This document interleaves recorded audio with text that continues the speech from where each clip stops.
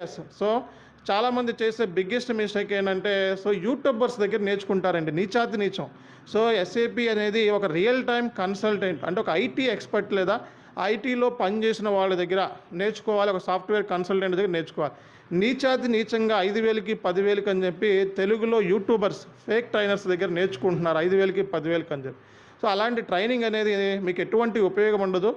Reason ఏంటంటే ట్రైనరే మీకు job చేసుంటాడు. ఎక్కడ కూడా జీరో ఎక్స్‌పీరియన్స్ ఉంటది.